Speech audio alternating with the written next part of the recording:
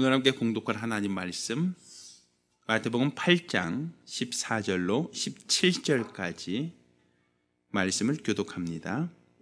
예수께서 베드로의 집에 들어가사 그의 장모가 열병으로 앓아 누운 것을 보시고 그의 손을 만지시니 열병이 떠나가고 여인이 일어나서 예수께 수종들더라. 저물매 사람들이 귀신 들린 자를 많이 데리고 예수께 오거늘 예수께서 말씀으로 귀신들을 쫓아내시고 병든 자를 다 고치시니 이는 선자 이사야로 하신 말씀에 우리 연약한 것을 친히 담당하시고 병을 짊어지셨도다 함을 이루려 하심이더라. 아멘.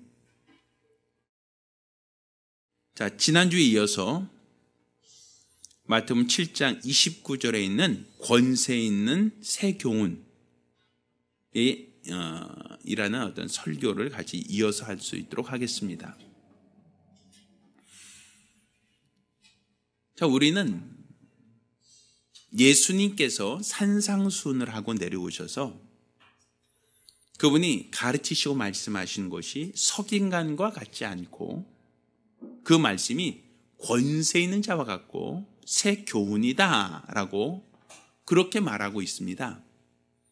그러면 서기관과 같지 않고 예수님이 전한 그 말씀이 권세 있는 자와 같다 라고 말씀하시고 그 증거로 오늘 성경은 계속 얘기하고 있는 것이 문둥병자가 왔을 때 예수님은 문둥병자에게 손을 대시며 그를 낫게 하셨다.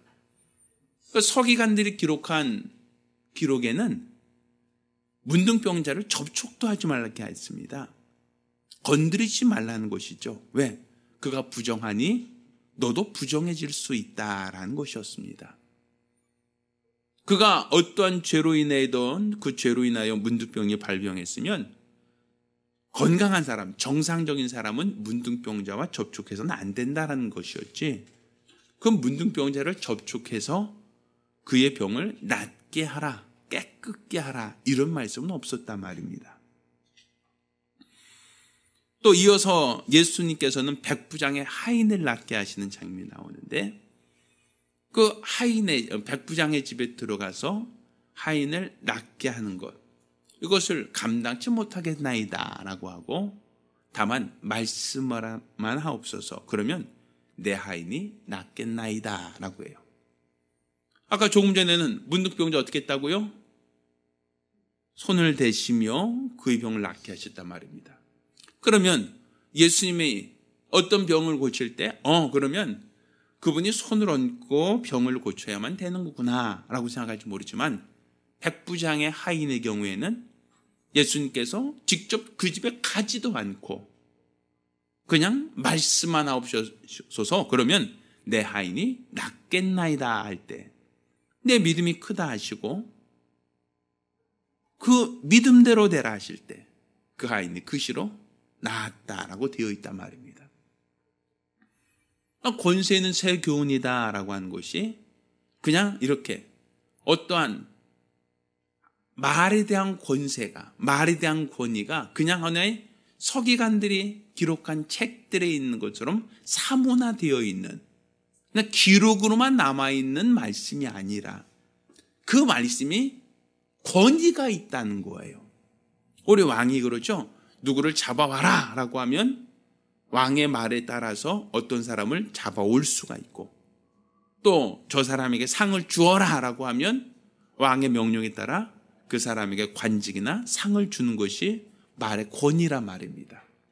그것처럼 예수님이 하신 말씀은 어떤 종이나 책에 기록되어져 있는 어떤 사문화된 어떤 글자, 활자가 아니라 그 말씀이 살아서 그 말씀이 살아 그대로 역사한다는 것이었어요.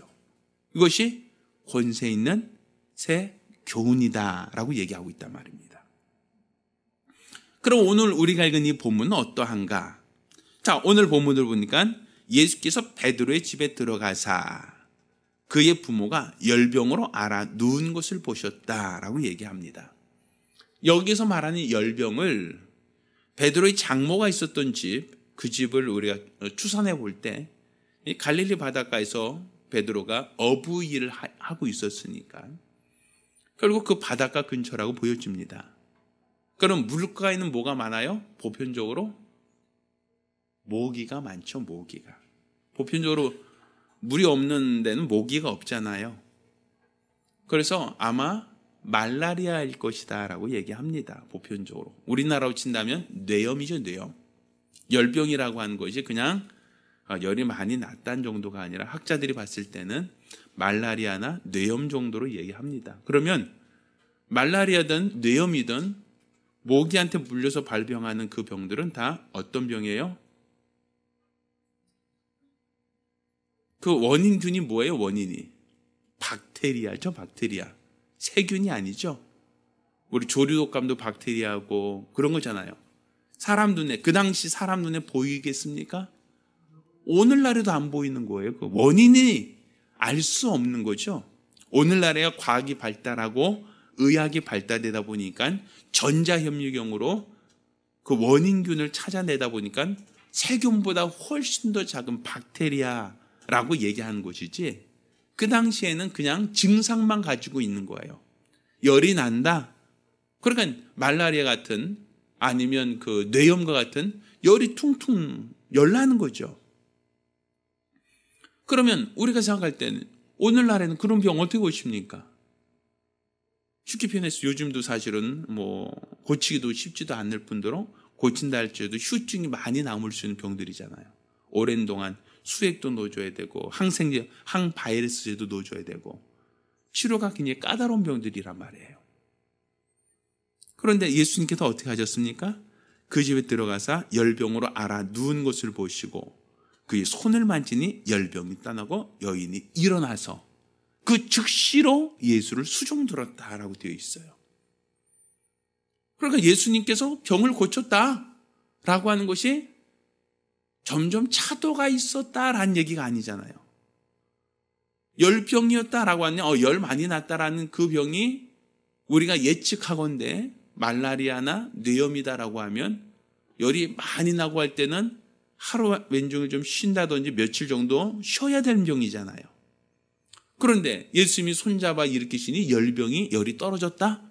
그걸로 아니라 예수를 수종들더라. 그러니까 그 즉시로 나았다는 얘기예요.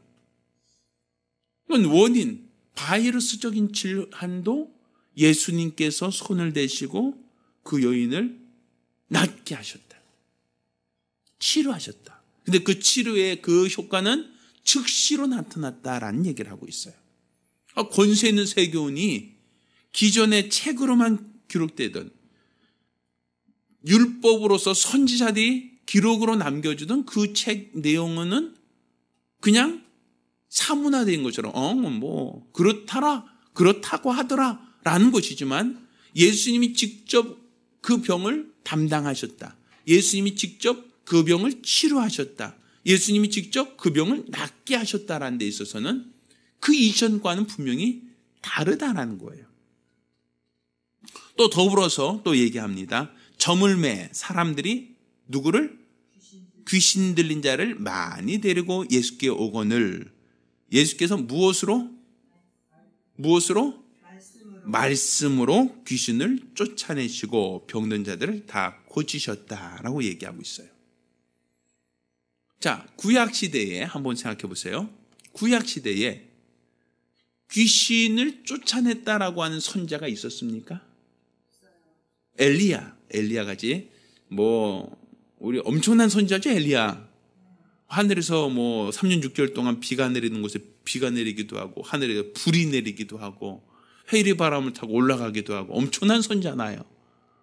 그럼 그런 선지자는 귀신을 쫓았다는 얘기가 있습니까? 아니면 여호수아, 아니면 모세, 홍해를 건너고 애굽의 10가지 재앙을 일으키게 하고 또 요단강을 건너서 가나안 땅을 정벌하였던 그 여호수아, 자, 그들이 때로는 태양을 멈췄어요. 태양을. 엄청난 거 아닙니까? 태양을 멈췄다는 것은 지구가 자전을 멈췄다는 얘기예요. 우리 과학기술로 돌아가는 지구를 딱 세울 수 있겠습니까? 이거 불가능하잖아요. 또 세운 것으로 끝나는 게 아니라 또 다시 돌렸어, 예전처럼. 그거 쉽지 않은 일입니다.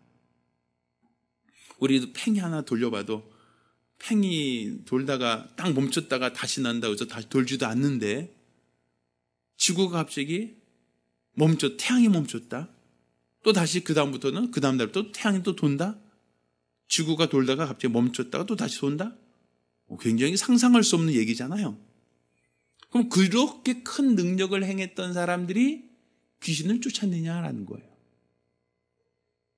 구약에 우리가 알고 있는 선지자들 중에 어떤 선지자가 귀신의 존재를 얘기하고 귀신의 존재를 쫓았던 선지자가 있겠느냐라는 거죠. 귀신이 있는 줄도 몰랐어요. 또 그 귀신들을 쫓아내는 경우도 없었어요. 그런데 오늘 본문을 보니까 예수님은 귀신 들린 자를 많이 데리고 온다니, 그것도 한 명도 아니고 사람들이 많이 데리고 왔대요. 그러자 예수께서 그들을 귀신을 무엇으로? 말씀으로 쫓아내시고 그 병을 고치셨다라고 되어 있단 말이에요. 자, 권세 있는 새 교훈이다라고 한 얘기가 하나의 이론이 아니란 얘기예요. 그러니까 예수님께서 이렇게 얘기한 것을 가지고 이제 17절 얘기합니다. 이는 선자 이사야로 하신 말씀에 우리 연약한 것을 친히 담당하시고 병을 짊어지셨도다 함을 이루려 하십니다. 그러니까 예수님께서 그렇게 한 것이 선자 이사가 예언한 그 예언을 응하신 것이다 라고 되어 있어요. 그러니까 하나님 말씀이 그냥 책에만 기록된 게 아니라 하나님의 말씀이 오래전 선자 이사야가 했던 얘기로만 그냥 끝난 것이 아니라 예수님이 그 예언을 따라오셔서 그 예언을 이루시고 성취하시는데, 과거에는 예수님이 오시기 전에는 똑같은 성경, 똑같은 이사야서를 읽으면서도 그분이 우리의 죄를 담당하시고 우리 병을 연약한 것을 담당하셨다라고 하는 것이 그냥 책 속에만 이론적으로만 되어져 있던 이야기들, 서기관들이 가르치고 다른 사람이 가르칠 때도 이렇게 기록되어 있습니다, 이런 내용이 있습니다 라고만 가르쳤을 뿐이지, 그것이 내 눈에 보이는 말씀으로, 내가 경험할 수 있는 말씀으로, 내가 체험할 수 있는 말씀으로 나타난 건 아니었단 말이에요. 책에 기록된 말씀은 그냥 활자화되어 있습니다. 예전부터 그런 책이 우리에게 전달됐습니다. 우리에게 그런 책이 지금까지 전파되어서 우리가 가지고 있습니다. 그런 어떠한 이론화되어 있는 거란 말이에요. 이론화되어 있는 책. 근데 이론적으로만 되어 있는 그 얘기가 예수님이 오시자 이론이 아니라 실상이 되더라 이거예요. 이론적이니까 문둥이가 있을 때 손도 대지 마라, 접촉하지 마라, 접촉하면 네가 몸을 씻어야 되고 옷을 찢어야 되고, 자, 절대로 접촉해서는 안 된다라고 하는 그 병자를 예수님은 직접 접촉하여 낫게 하시고, 또 그냥 이론적으로는 그냥 글자로만 되어 있던 것 같은데 말씀으로 백부장집에 있는 하인이 글씨로 치료받기도 하고, 또 열병으로 누워있는 여자가 글씨로 일어나서 바로 수종을 들기도 하고, 또 귀신 들렸다고 하는 사람들을 데려왔더니 그 귀신을 말씀으로 내쫓아버리기도 하시고. 그럼 그전에는 그들은 말씀이 없었느냐는 거예요. 율법을 가지고 있었잖아요, 그들도. 근데 왜 그들은 그 율법을 가지고 있으면서도 귀신이 있는 것도 모르고 귀신이 있다는들 그 쫓아낼 생각조차 못했다는 얘기예요. 그 말씀으로 귀신이 쫓아낼 수 있다, 그 말씀으로 귀신들이 떠나가더라, 이런 얘기도 전혀 상상도 못했다는 얘기죠. 예수님은 그렇게 하셨더라. 이것은 선자 이사가 예언한 예언을 응하려 하신 것이다 라고 되어 있단 말이에요. 그러니까 여기서 말한 것은 권세 있는 새 교훈이다라고 얘기하고 있어요. 예수님이 산상수훈에서 얘기했던 그 얘기들, 그 설교들, 그런 하나의 이론이 아니라는 얘기죠. 예수님께서 심령이 가난한 자는 복이 있나니 라고 말씀하셨던 그 산상수훈들이 그냥 하나의 이론이 아니라 그 말씀이 살아 역사하는 말씀, 그 말씀들이 하나의 어떤 책에만 기록되어 있는 말씀이 아니라 오늘날도 동일하게 살아 역사하는 말씀이다라는 거예요. 그 성경은 하나님 말씀 살아있고 운동력이 있어서 자유날 수는 어떤 것보다 예리하여 영감이 관절과 골수를 찔러 쪼개기까지 한다라고 되어 있거든요. 그러니까 우리가 하나님 말씀을 오늘 이와 같이 읽고 하나님 말씀은 우리는 동일하게 그 말씀을 우리가 믿고 있단 말이에요.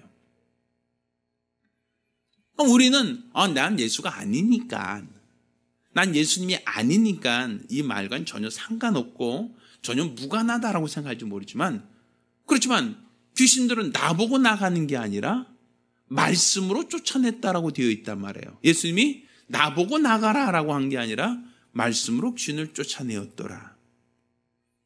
그럼 결국은 예수님이 백부장의 하인에게는 말씀으로만 그 하인이 나았다. 내 믿음대로 되라 할 때 그시로 나았다.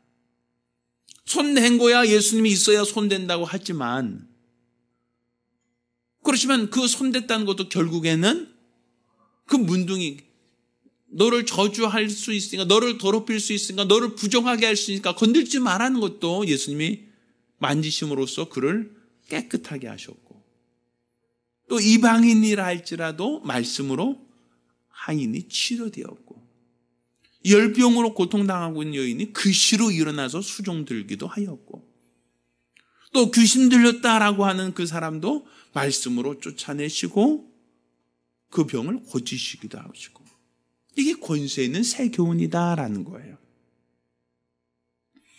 그러니까 그 하나님 말씀은 어제와 오늘이나 영원토록 동일하시거든요.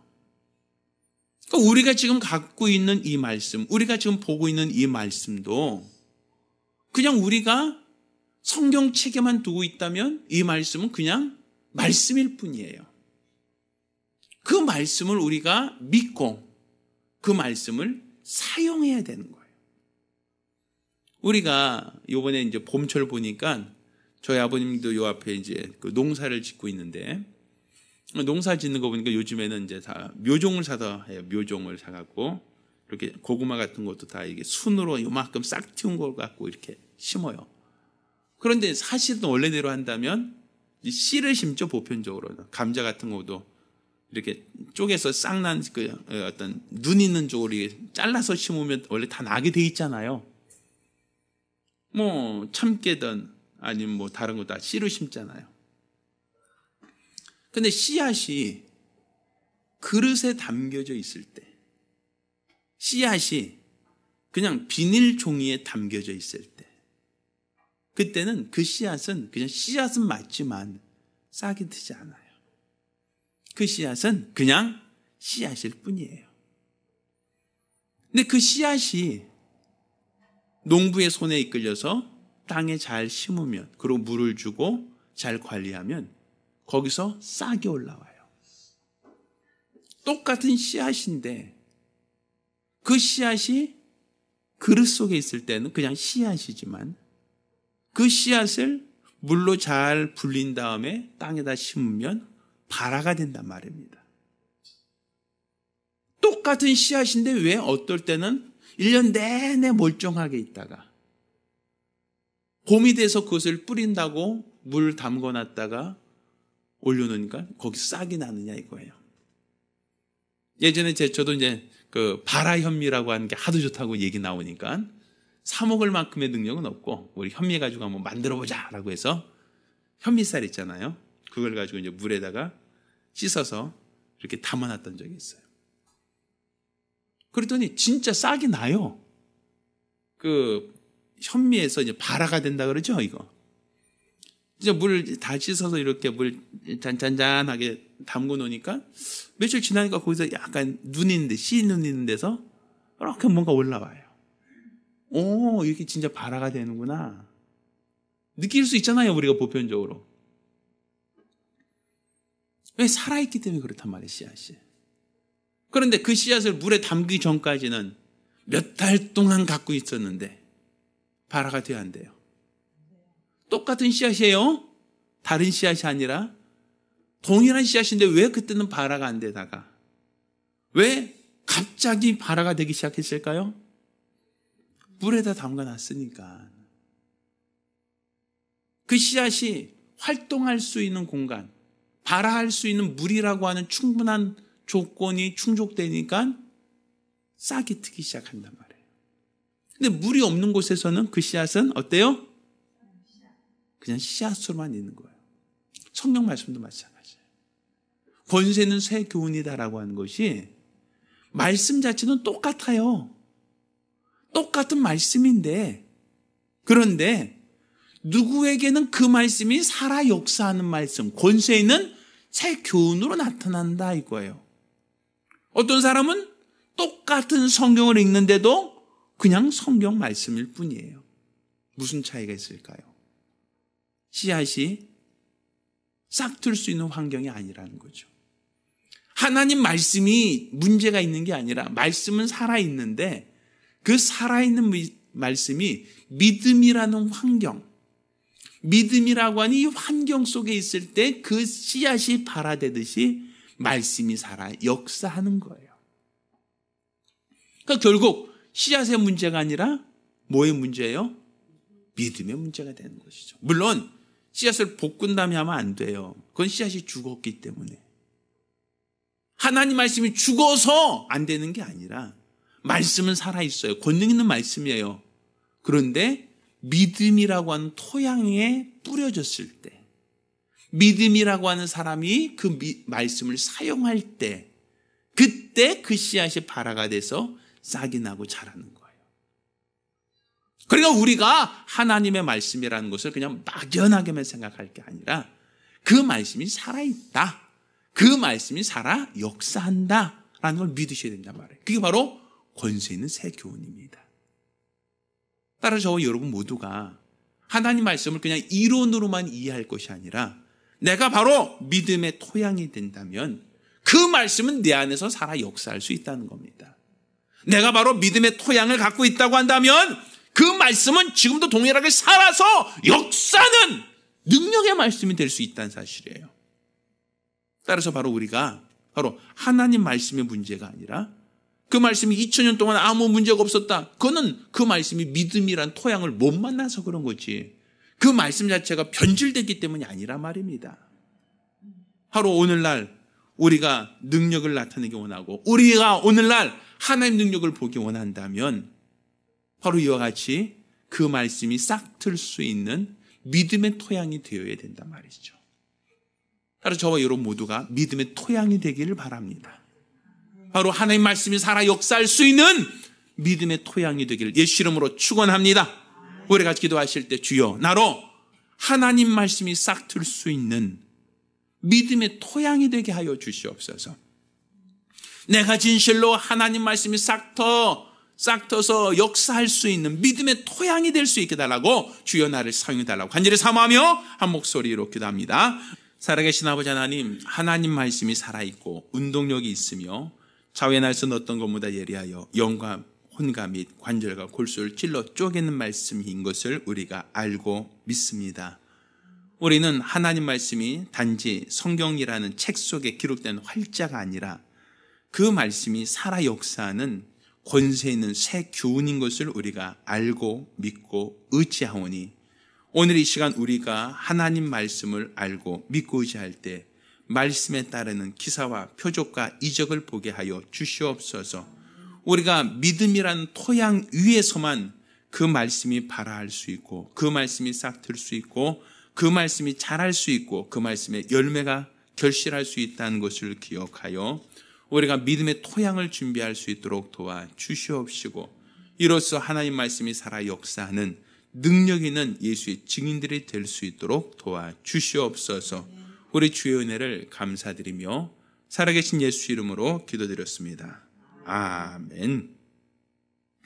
이제는 우리 주 예수 그리스도의 은혜와 아버지 하나님의 극진하신 사랑과 보혜사 성령님의 교통하시고 역사하심이 이와 같이 믿음의 토양을 가지고 하나님의 말씀을 받아 그 말씀이 살아 역사하는 능력 있는 증인되기로 결심한 우리 모든 성도들과 가정들 위해 이제로부터 영원까지 함께 있을지어다. 아멘. 네, 감사합니다.